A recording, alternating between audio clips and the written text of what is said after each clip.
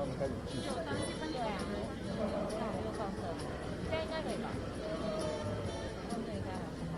通常是这样。这个距离绝对会收得很清楚，才不会爆音，没问题。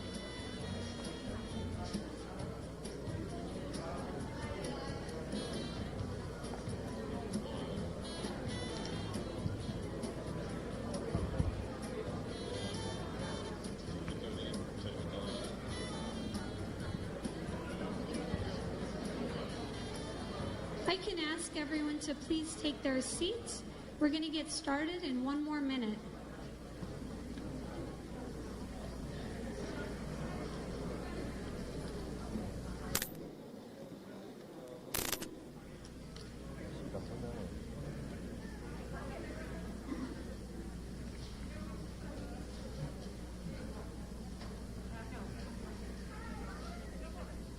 Good afternoon. Today we are delighted to welcome you all here to join the Forum on Supply Chain Restructuring, Improving Resilience Amongst Like-Minded Partners. This forum is co-hosted by the American Institute in Taiwan, AIT, European Economic and Trade Office, Japan-Taiwan Exchange Association, Taiwan Ministry of Foreign Affairs, Taiwan External Trade Development Council, and Taiwan Ministry of Economic Affairs. As one of the organizers, the American Institute in Taiwan would like to thank all of our partners from both Taiwan and our like-minded economies and countries for your partnership and presence here today. The purpose of this forum is to bring together like-minded economies to discuss areas of cooperation in order to secure supply chains for the future.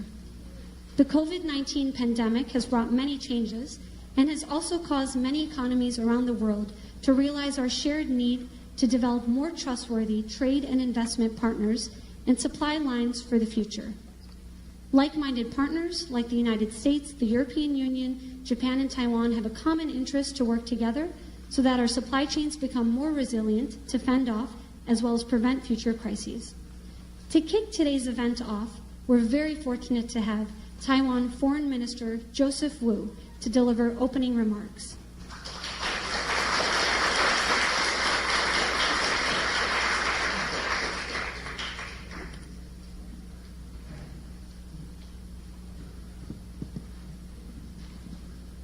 The Czech Republic Senate President Vystrčil, AIT Director Christensen, EU Representative Jagoszewski. I certainly did better than my president.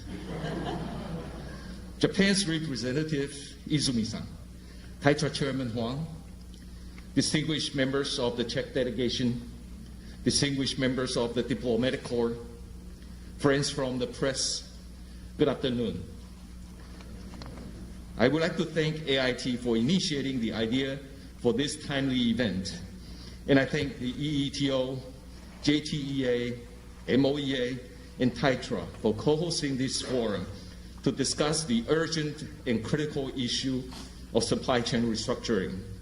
I'm particularly moved to see the substantive delegation led by Senate President Vystrčil, the highest-ranking Czech official to visit Taiwan since 1989. We are grateful to have you participate in this discussion in person as we explore ways to strengthen supply chains with like-minded partners. Today's forum could not come at a better time. The outbreak of COVID-19 has exposed the risk of over-reliance on a single country or supplier for critical materials such as medical supplies or pharmaceuticals. Many countries have started to consider a key question. If medical supplies could be weaponized or politicized during the pandemic, what would happen if a country's strategic industries and key infrastructure were in the hands of another during a time of crisis, another country that does not honor the values of the rules of the law, freedom, democracy, and transparency? I believe this is a time for a different industrial landscape. In her new term, President Tsai places the development of 6 core strategic industries as her policy priority, knowing that we need to end dependence on others to get a head start on national developments. Going forward, we will work with like-minded partners to establish reciprocal industrial ties, ones that lead to joint prosperity instead of coercion, exploitation, and expansionism. Just last week, Brent and I announced a joint declaration on 5G security. I mentioned in my remarks that information security is national security. In fact, if you think of the serious shortages of critical medical supplies in the global fight against the pandemic, I'm sure you would all agree that supply chain security is also national security.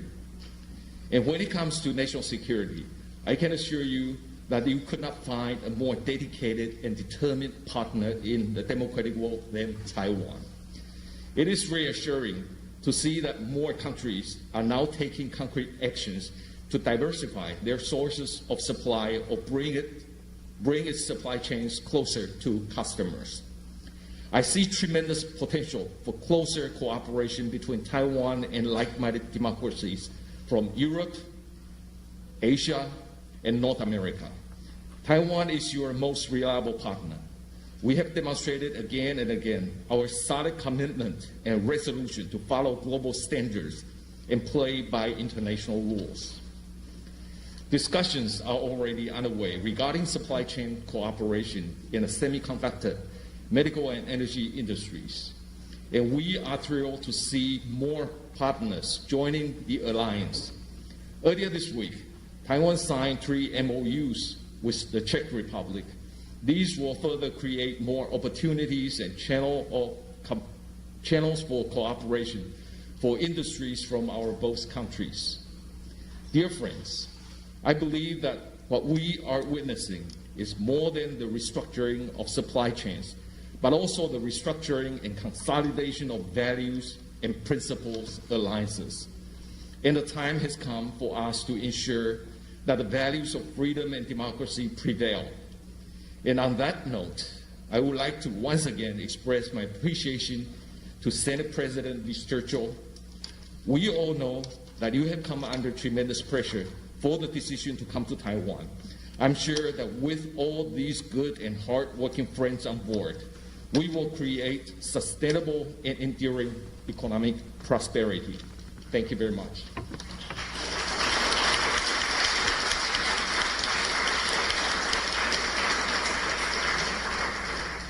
Thank you, Minister Wu, and for highlighting that supply chain security is national security. Now, let us welcome the American Institute in Taiwan's Director Brent Christensen to give the welcome address.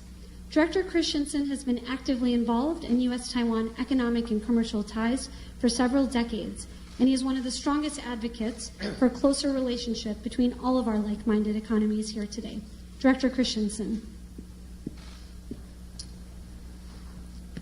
Senate President Churchill, Minister Wu, Representative Gregorczewski, Representative Izumi, Tetra Chairman Fong,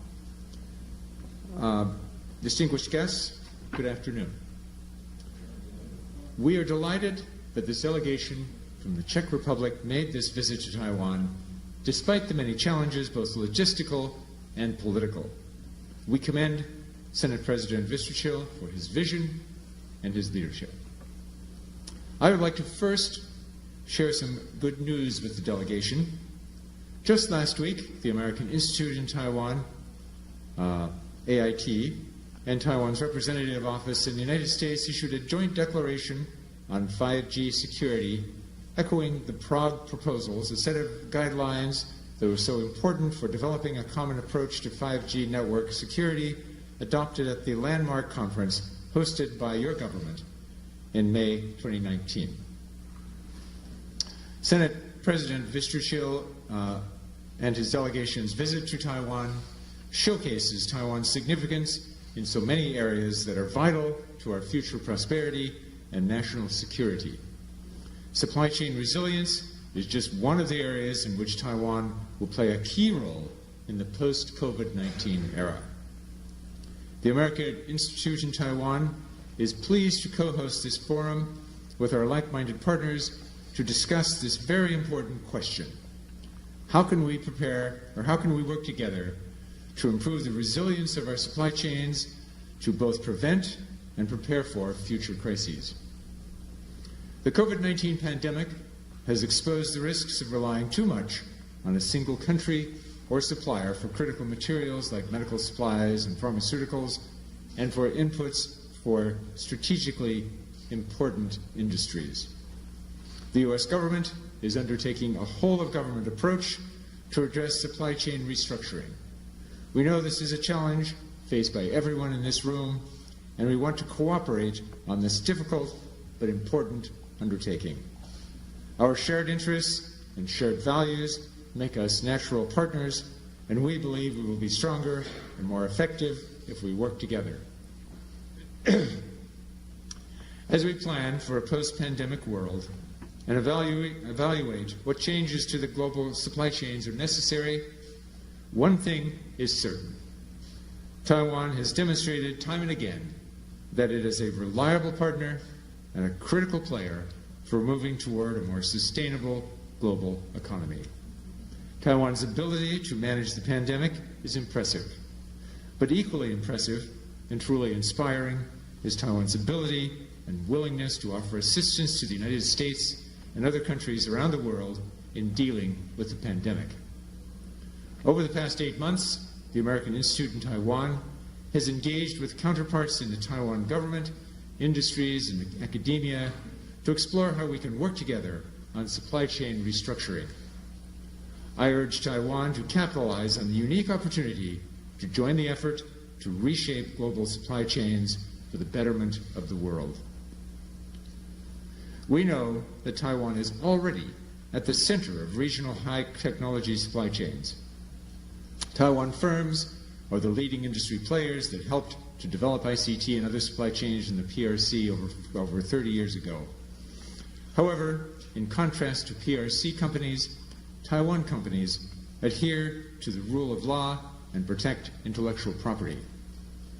Many firms, including Taiwan businesses, have begun to seek alternative production and manufacturing hubs as they increasingly recognize the dangers of linking their futures to the PRC. The Taiwan Ministry of Economic Affairs has already found success in business reshoring programs which have attracted more than $33 billion of investment back to Taiwan since the program was launched in January 2019. However, not every Taiwan company operating in the PRC can easily be brought back to Taiwan. There simply isn't enough space, energy, or labor. As a result, many Taiwan firms are seeking partnerships in the United States and in other like-minded economies to build out the new supply chains of the future. Helping economies, sectors, and companies to build out secure supply chains will require a coordinated effort from all of us. We hope today's event will represent progress in that difficult but critical process. As many of you know, earlier this week, the United States announced that we will be launching an economic and commercial dialogue with Taiwan. The United States wants to strengthen our bilateral economic ties across a range of priority issues, and reorienting technology and medical product supply chains is at the top of the list. Before I close, I want to return to the topic of our shared values. Supply chain restructuring would seem to be chiefly concerned with national interests, especially economic interests, to ensure our supply always meets our demand. But the factor that makes the parties in this room especially good partners for such a high-stakes undertaking is actually shared values. Like Taiwan, the Czech Republic has dazzled the world by transforming itself into one of the world's most vibrant democracies and successful economies. Both places have come to symbolize how the spark of democracy and innovation can be kept alive under any circumstances. Both places inspire both their neighbors and countries around the world to be freer and more prosperous. And all of us in this room are connected by our shared values. These include our political values, equal protection under the law, respect for human rights, the freedoms of press, expression, and religion. They include our economic values, free markets, private sector-driven sustainable growth, innovation and entrepreneurship, respect for intellectual property rights, and compliance with international rules. And these include our international values, seeking to resolve global problems, providing international assistance and humanitarian aid, and exporting solutions rather than problems. These are the shared values that will inform how we reinvent the supply chains of the future.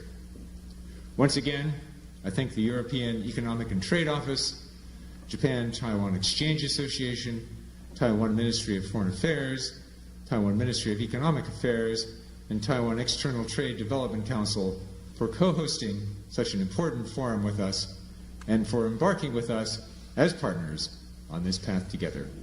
Thank you very much.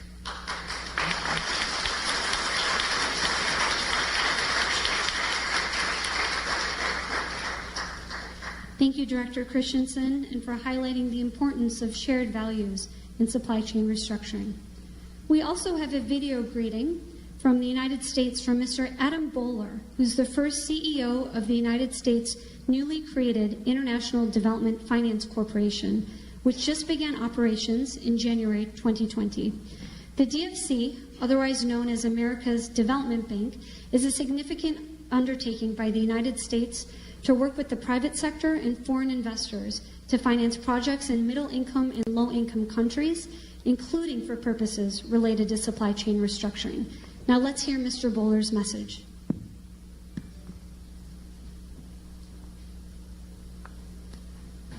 Our relationship with Taiwan has never been stronger, and what the United States and Taiwan share is a commitment to free, competitive, open markets, transparency, and rule of law. And those common elements and values are what unite us as countries, and it's why we're such great friends. One of the interesting aspects of this administration relative to my role, I'm the CEO of the International Development Finance Corporation. We have $60 billion that we invest in emerging countries. And we just had the opportunity, the President signed an executive order giving the DFC the ability to invest in the United States for critical supply chains. And that's what I think is so important to the conversation today, is we have the opportunity with Taiwanese countries to bring their supply chains to the United States or to any emerging economy. And that could be a huge role of DFC. And so I would love to work with all of you. We've already made some very big announcements. I think Secretary Pompeo has made some big announcements with Commerce about some very large Taiwanese companies looking at bringing production capability to the United States. And I want to indicate my support and our financial support of any supply chain that is interested in moving to the United States, to any emerging economy, that we are open and ready to do business at the Development Finance Corporation to invest in those opportunities. So thank you very much for having me. I look forward to seeing you in the United States or an emerging economy soon. Thank you, Adam Bowler. And now, today, we are very excited to welcome the distinguished Czech Senate President, Mr. Milos Vystrčil, who has traveled a very long way to be here. He is also leading an impressive delegation who are in attendance here today. Businesses have already developed enduring ties with Taiwan. Let us welcome Senate President Milos Vystrčil to give special remarks.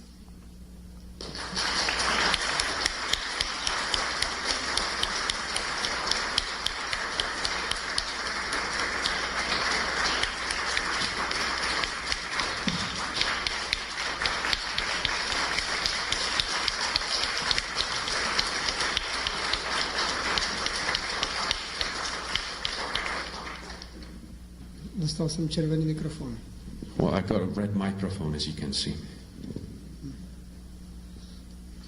Vážený pane ministře, vážený pane první místopředsedo Senátu, vážení kolegové senátoři, pane primátore, vážení zástupci Spojených států, Japonska, států Evropské unie, milí Tajvanci. Your Excellency, Foreign Minister Wu, First Vice President of the Senate, Mr. Ruzicka, fellow senators, dear friends, dear representatives of the U.S. American Institute of the European Economic and Trade Office, Japan-Taiwan Exchange, and Chairman, dear friends. Já se dopředu přiznám, že nejsem expertem na dodavatelské řetězce, ale v podstatě jsem rád, když jsem se dozvěděl, že v Taipei není české pivo.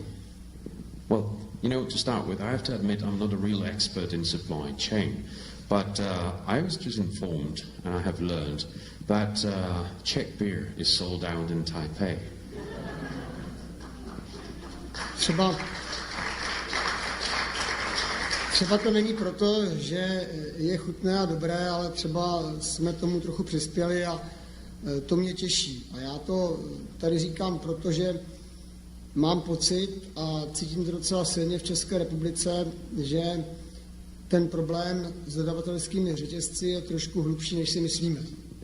Well, maybe this is due to the fact, maybe it is not, the year is not sold out due to the fact that it's actually very tasty and good, but maybe it's sold out due to the fact that we might have contributed to actually selling the beer out by coming here.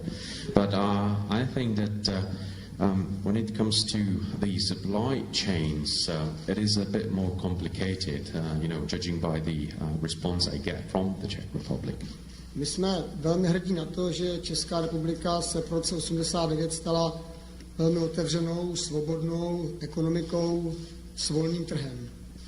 Well, we are very proud that following the 1989 events, the Czech economy became a very open, free and market-oriented economy. A teď vám řeknu příklad, k čemu to vedlo. And I will share an example of what this has led to. Jsme svobodní a můžeme cestovat, můžeme si dělat, co chceme, můžeme říkat, co chceme a můžeme se pohybovat, jak chceme. Well, we are actually free. This was the first consequence. We can travel, we can say what we want, we can do what we want, basically we can go anywhere.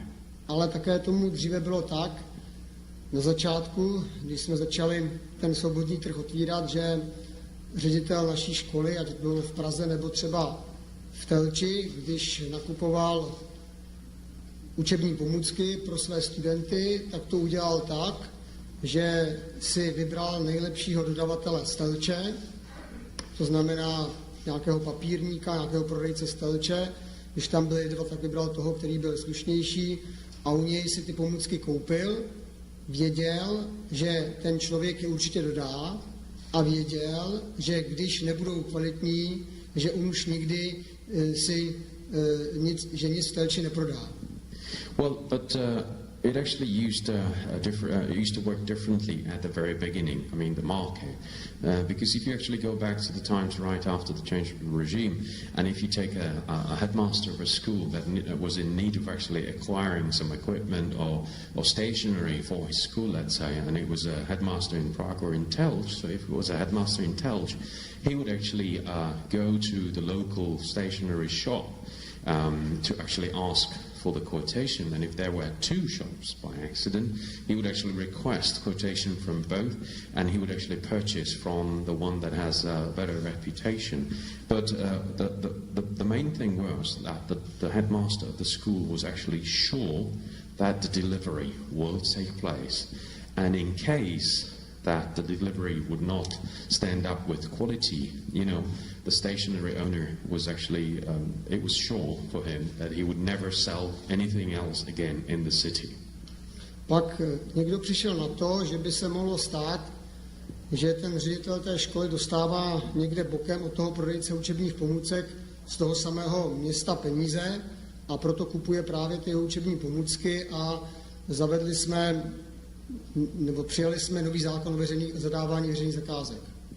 Well, but later on, somebody has realized that it might be the case that the very same headmaster, when procuring stationery and books for his school, might be actually getting something on the side along with the supply. So therefore, we changed the law and we have introduced the Public Procurement Act. Takže nyní dneska ředitel školy v Telči vypisuje veřejnou zakázku na nákup toaletního papíru a dodává mu ho globální firma z Prahy, protože je lacinější než ten prodejce toho toaletního papíru v Telči. So the way it works right now is that the same headmaster of a school, of elementary school in Telj, is actually now organizing a public procurement tender for toilet paper for his school. And the situation is such that the toilet paper is at the end supplied by a global company residing in Prague because its toilet rolls are cheaper than the ones supplied by the local shop. Když pominu to, že prodejce v Telči prodejnu zavřel, protože neměl dostatečné tržby, protože to nebyl jediný případ, který ho připravil o odbyt, tak jak víme, že ten prodejce z Prahy, který je globální, tu cenu nepodhodnotil? And of course, if I leave aside the fact that the stationery shop owner in Telj had to close down because simply there was not enough business to keep him going and to keep up the shop open, how do we know that the global supplier from Prague is not supplying the toilet paper rolls for a price which was actually not determined correctly? It was actually maybe put too low, or he did it too low, or something like that. Když jde o toaletní papír, můžeme si říci čertovém, ale co když půjde o naši bezpečnost? Yeah, but this is like toilet paper, so one can say, okay, who dares? But what if your security is at stake? Nebude náhodou to jednou tak při zákonech, které například v Česku přijímáme, že nemáme výrobce ochranných pomůcek proto, že je nakupujeme od někud, kde jsou jejich ceny, kde nám nabízejí ceny podhodnocené? So maybe wouldn't be the case in the future, looking at the acts and legislation that we are adopting in the Czech Republic, that we might be purchasing and acquiring in the future, school supplies from companies with the prices that have not been set on the correct level. A my v Česku dneska máme zákon, který přikazuje tomu řediteli nemocnice nakoupit ochranné pomůcky takové, které jsou nejlacinější. And of course, the currently valid legislation in the Czech Republic is written in a way that the director of a hospital has to purchase medical supplies and equipment for the lowest price that was bidded in the public tender. A pokud toto nezměníme, pokud nezačneme více věřit sami sobě, svým výrobcům a tomu, že když od nich budeme nakupovat, tak to pro všechny bude nejlepší, protože oni dokáží dohlédnout toho, že pokud by dlouhodobě se chovali způsobem, který není pro nás přijatelný, že by zkrachovali, tak vlastně jsme velmi ohroženi.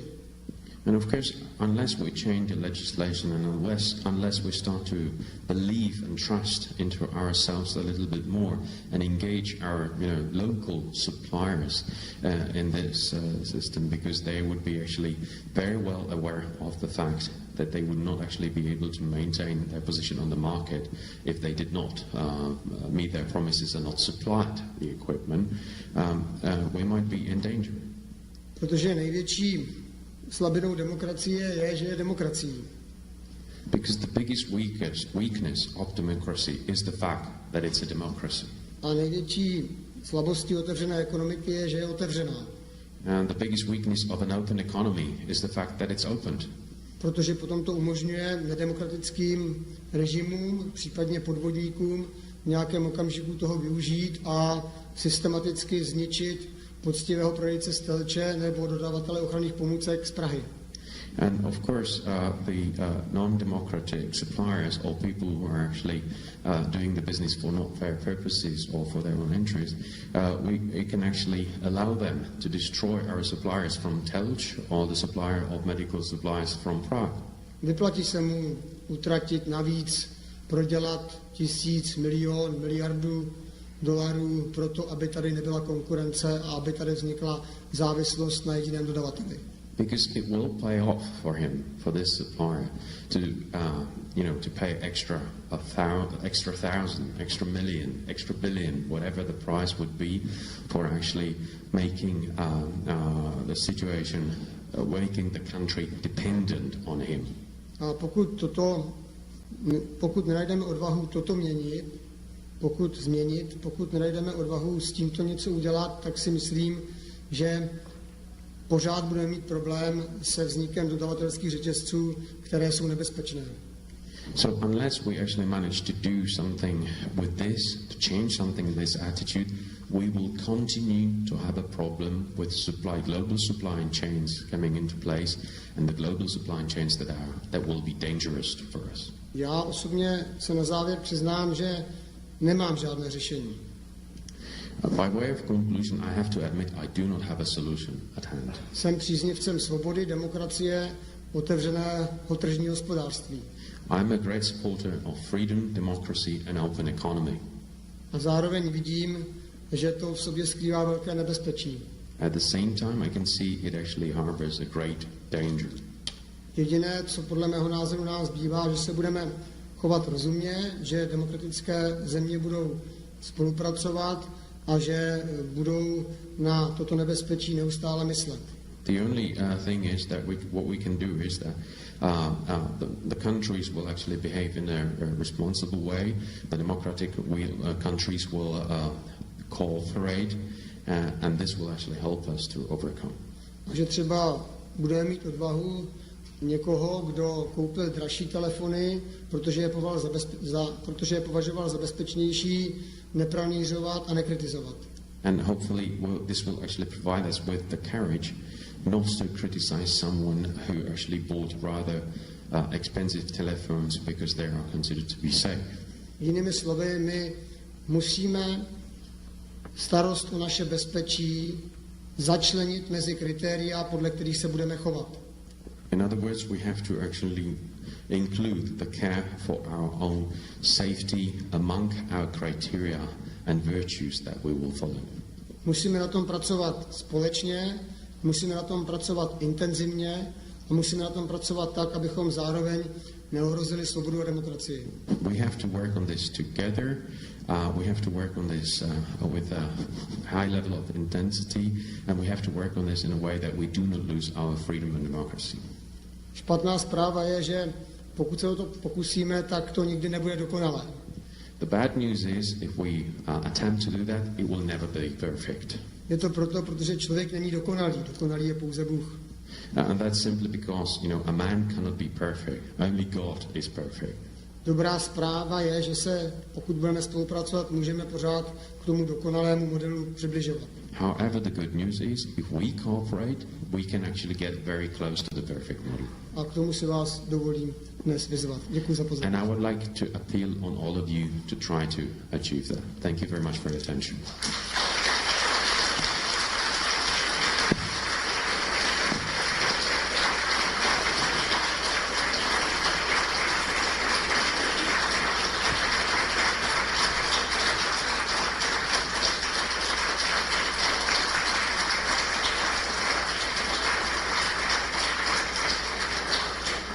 Thank you, Senate President Milos Vystrčil, for your special remarks and for being with us in person today. Thank you for highlighting that it's incumbent on each one of our countries and economies to behave responsibly and cooperate to overcome the challenges that we're dealing with today. Now I'd like to ask our distinguished guests to come up to the stage for a group photo. So if I could ask Senate President Vystrčil to come back up to the stage. If I could ask Foreign Minister Wu, Director Christensen, EU Head of Office Zdragalski, Representative Izumi, Chairman Huang, if you could please come up for a group photo to the stage.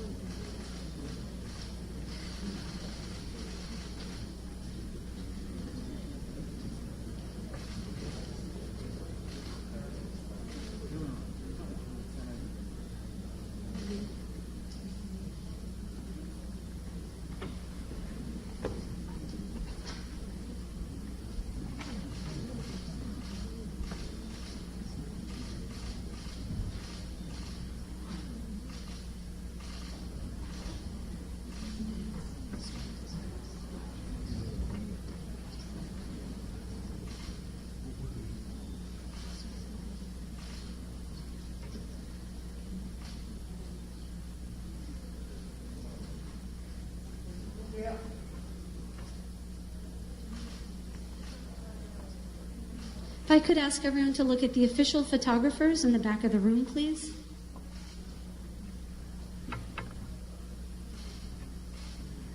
Thank you so much. If you could please return to your seats.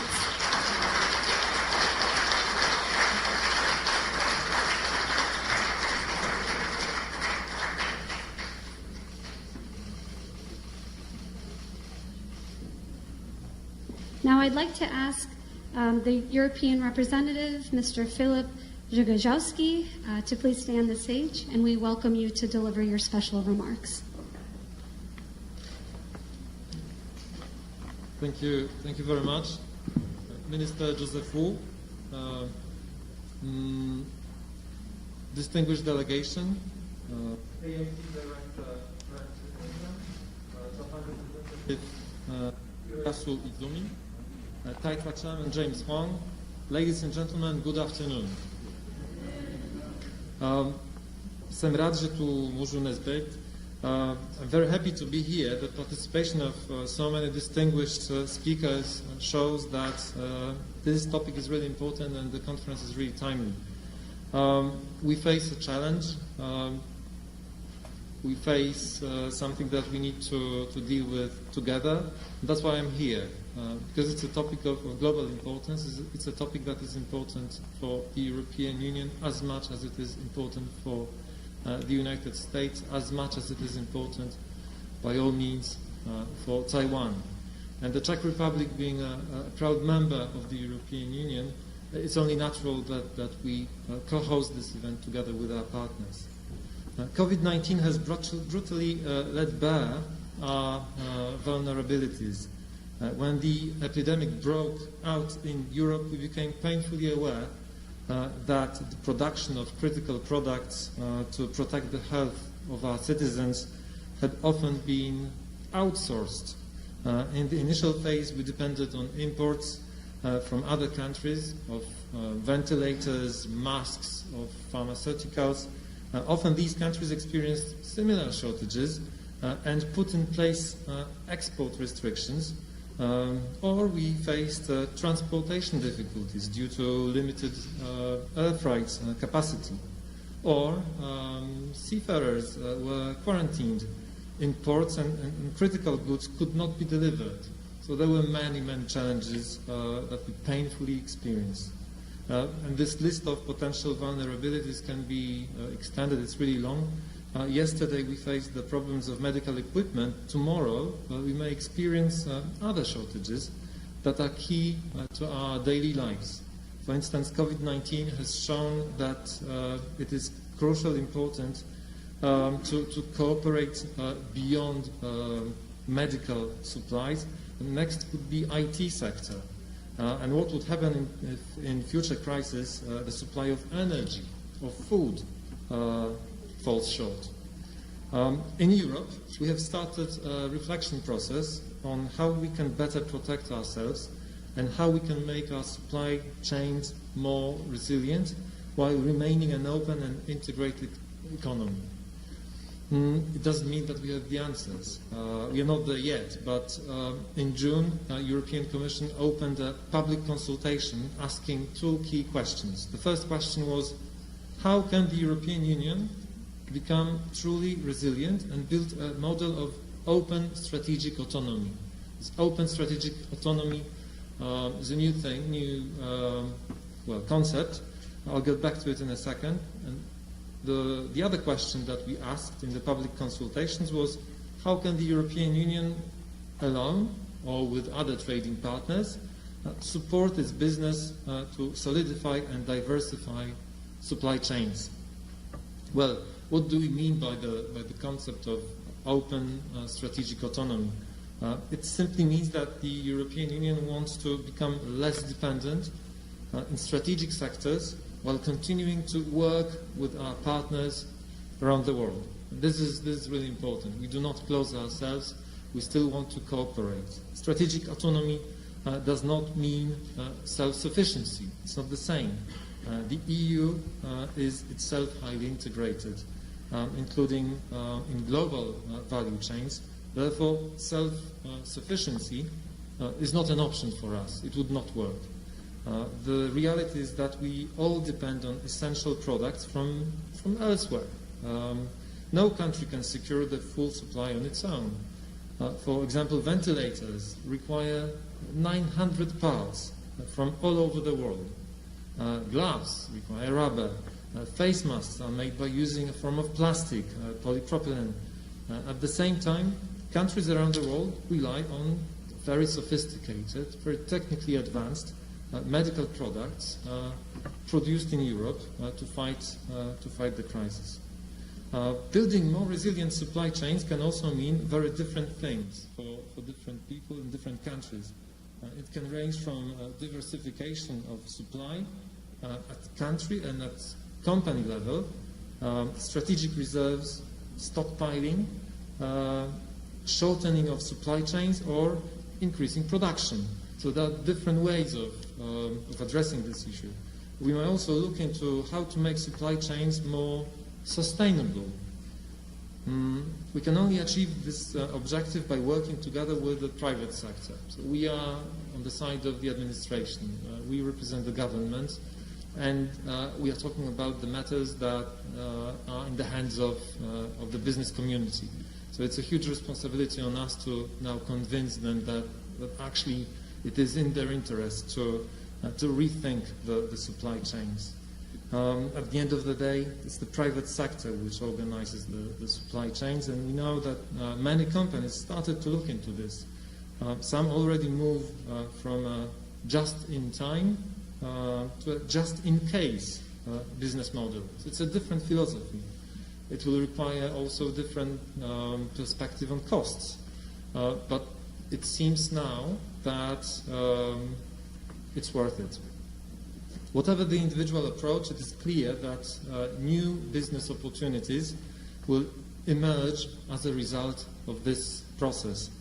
Our societies and business should take advantage of these new opportunities. And in this context, cooperation with key trading partners in accordance with our values and creating alliances with like-minded countries has become even more important. Taiwan plays a central role in the global economy, and it is renowned for working in global value chains, in particular in the ICT and semiconductor sector. We also very much welcome the possibilities of trilateral or plurilateral cooperation with the US and with Japan.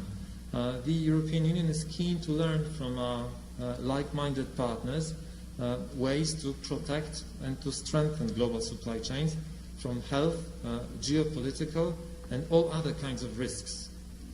Let me end with a quote. This time, I'll not quote a Chinese thinker. I'll quote someone else who said, the best way to predict the future is to create it. And it's a quote from Abraham Lincoln, and it's quite wise. So we do have an impact on the future.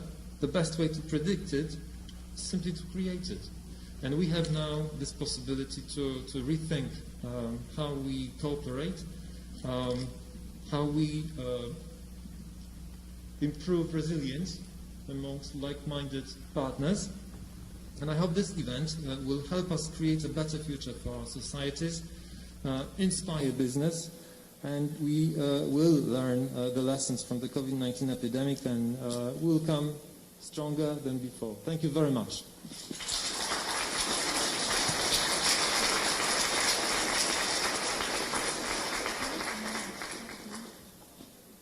Thank you so much to Philip Zhigajowski for those very inspiring remarks on how we can build resilient supply chains together and with the private sector.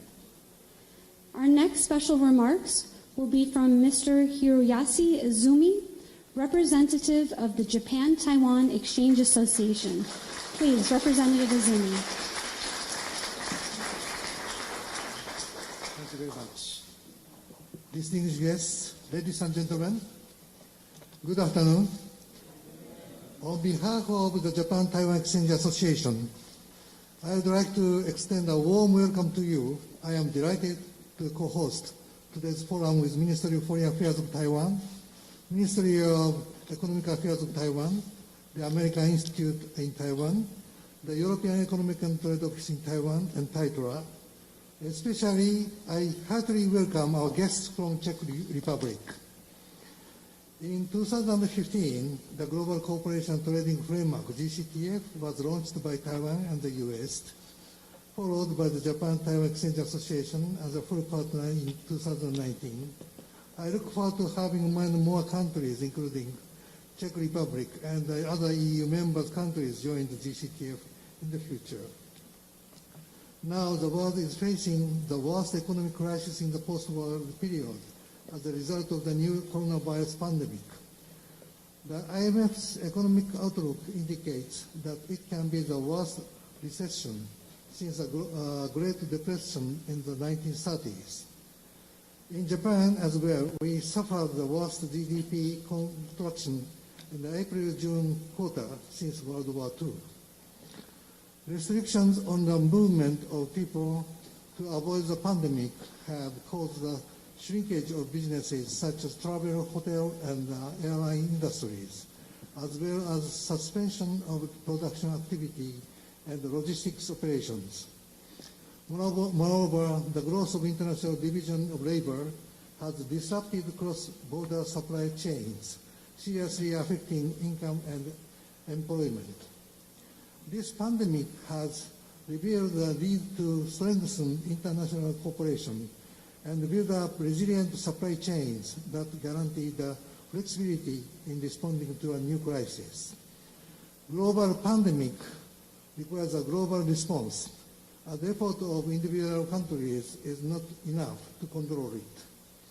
Besides, ensuring a robust supply chain is an urgent issue from the perspective of national security. It is therefore essential to cooperate with our like-minded partners.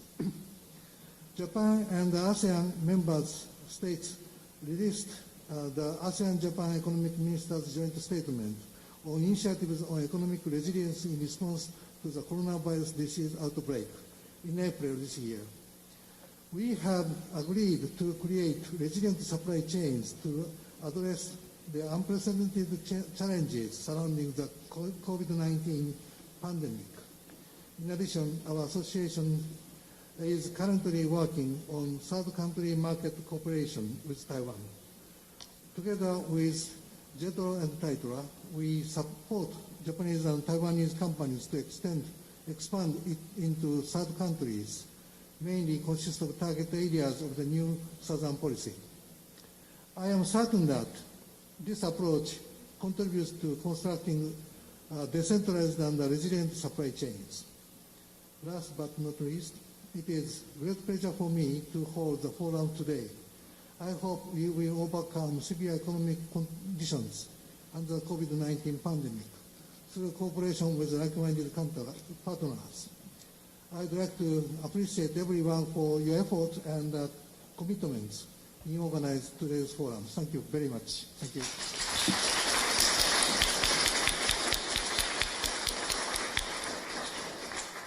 Thank you, Representative Izumi, for your special remarks and for highlighting the GCTF platform, which is great cooperation between U.S., Taiwan, and Japan. And similar to that platform, we can do the same with supply chain restructuring. Now, to provide our final closing remarks for today's event, we're very fortunate to have Mr. James Huang, Chairman of Taiwan External Trade Development Council, otherwise known as TITRA. Please, Chairman Huang.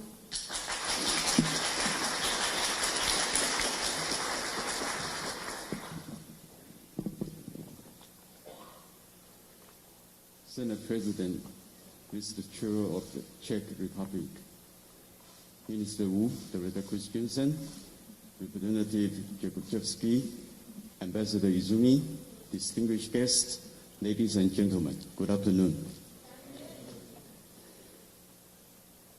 I'm very honored to be here with you at this critical juncture of the 21st century. We are gathered here today at a time when the global community is being tested by a great challenge.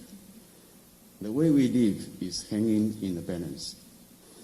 But today, we see the perfect example of how humanity can stand together to overcome any challenge.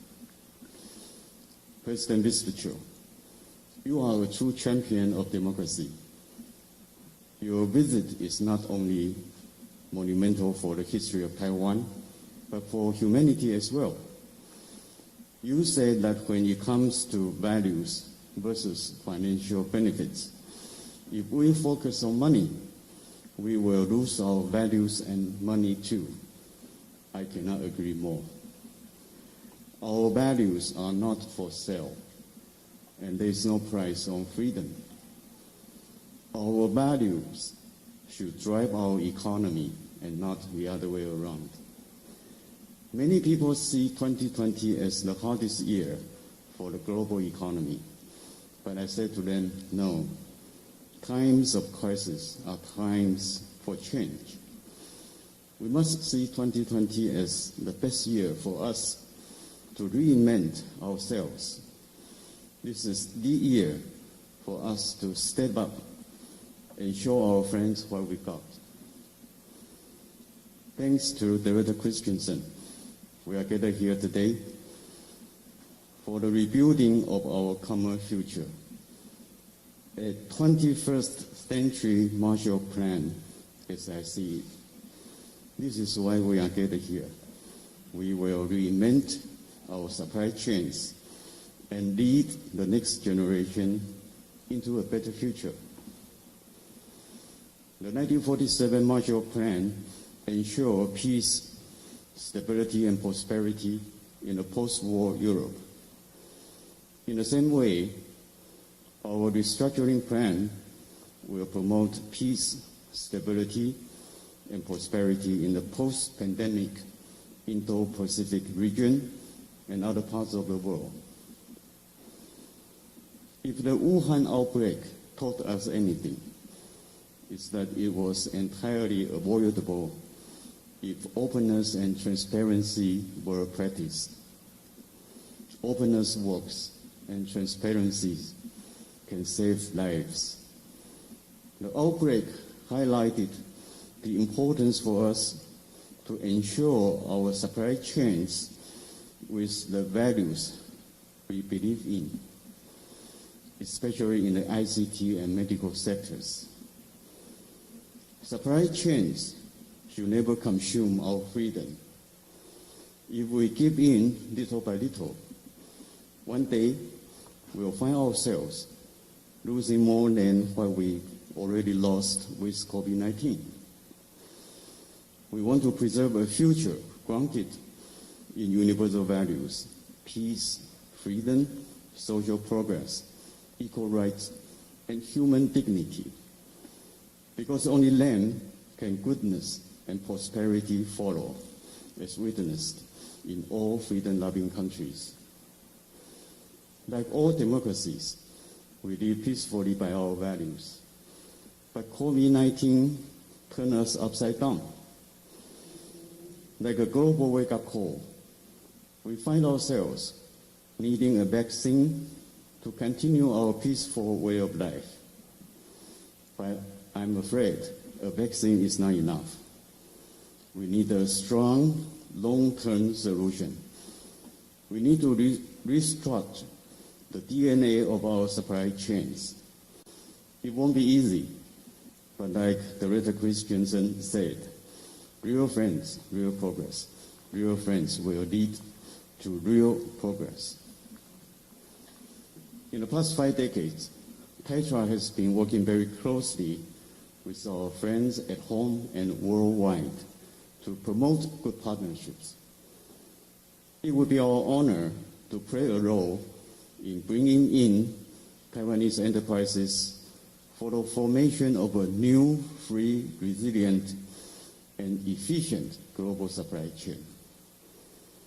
The Taiwan-U.S. Business Alliance we formed with AIT, the third country supply chain dialogue we had with JETRO, the Japanese Trade Organization, and our active participation in European Enterprise Network are some of the many mechanisms that are already in place to facilitate our cooperation in this new undertaking. We will work with like-minded partners and everyone here to create productive networks based on our shared values. And again, I want to thank President Vestager. I want to thank him for standing with us. I believe he is a true Taiwanese, and we stand on the right side of history. And thank you, Director Christensen, and everyone here today. We will expand our participation and deepen our cooperation in all the related industries and fields. And we will ensure our new supply chain and our future are resilient and closer to home. Thank you.